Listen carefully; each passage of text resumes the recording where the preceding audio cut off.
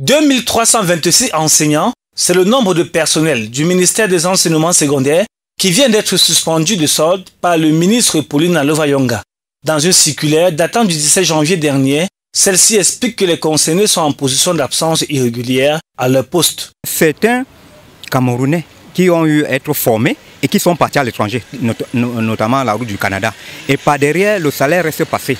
Comment on peut payer les gens qui ne travaillent pas avec l'argent du contribuable alors qu'on a des soucis? Il y a beaucoup de fonctionnaires qui sont aussi partis dans plusieurs ministères.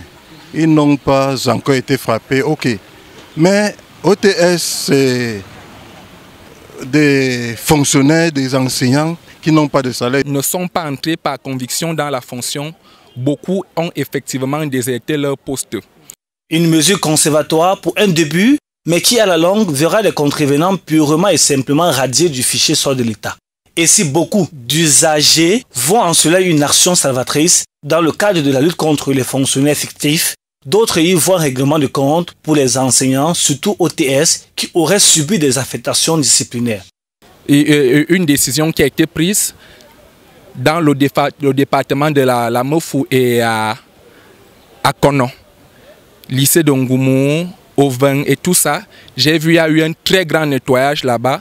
Certains enseignants ont été affectés dans les zones septentrionales du pays et on a tout l'impression, l'impression d'être un règlement de compte. C'est-à-dire qu'on a l'impression qu'il y a une gouvernance vindicative, c'est-à-dire que certaines personnes ayant été désignées comme, je n'ai pas envie de dire des pionniers du mouvement OTS, mais des cadres du mouvement OTS, certaines personnes ayant été désignées comme telles sont aujourd'hui victimes donc de ce règlement de compte institutionnel.